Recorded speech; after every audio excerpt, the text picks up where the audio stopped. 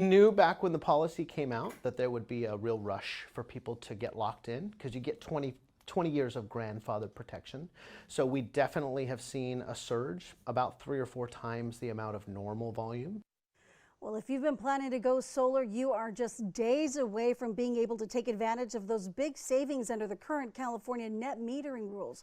Fox 26 News reporter Myra Franco outlines the major changes coming to the solar industry and how you can lock in the current solar rebates. The clock is ticking, Myra. That's right, Liz. This past December, the California Public Utilities Commission made changes to the way net energy metering works. So what does this new policy mean for current and new customers? It says after this Friday, April 14th, new rooftop solar customers will get reduced payback credits, which means you won't get as much money back. The new policy won't affect current customers. Their prices are locked in. NEM 3.0 represents a pretty significant change in the solar industry.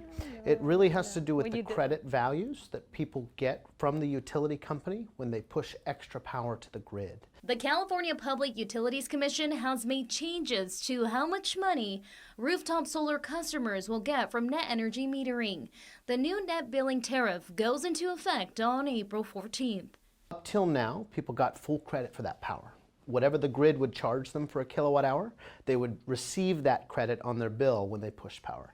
After April 15th, how much credit you get back drops drastically, says Chris Moran, CEO of Solar Negotiators and Solar Maintenance Pro. About an 80% reduction in the value of that power.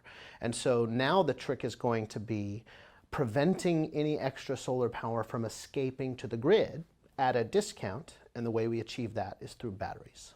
The California Public Utilities Commission's office says under the new tariff, residential customers who install solar are expected to save $100 a month on their electricity bill.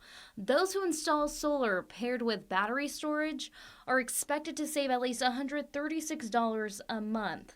With policies changing and evolving all the time, Moran says they have to too. Moran says with the utility company raising its cost every year, you're still saving with solar.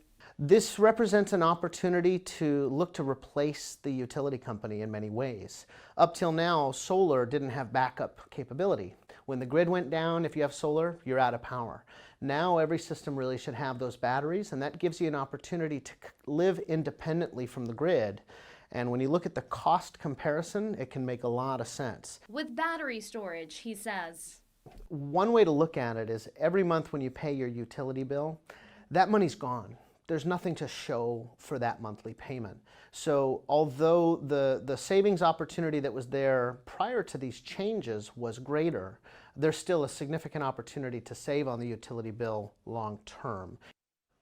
Moran tells me that contractors are too busy to get new customers in with the deadline approaching. You can call his company or other solar companies around the Central Valley to attempt to lock in those current rebates. Liz? Myra, I remember it was just last year that you were reporting on how solar advocates were saying that if this proposal passed, it was going to kill rooftop and the community solar. Did he mention anything in regards to that? Yes, he did say the sad reality is it will decrease the demand for solar, Liz. He also says, unfortunately, some companies will go out of business. All right, thanks so much, Myra. Again, the clock is ticking on that if you're planning to go solar. Moran says you'll need to find a licensed solar contractor to do so first, then submit an application before April 14th to lock in those rates. PG&E says that you will qualify for the current rates as long as you complete that application by the deadline. Want to see more stories like this? Watch Great Day weekday mornings from 5 to 10 and Fox 26 News at 10.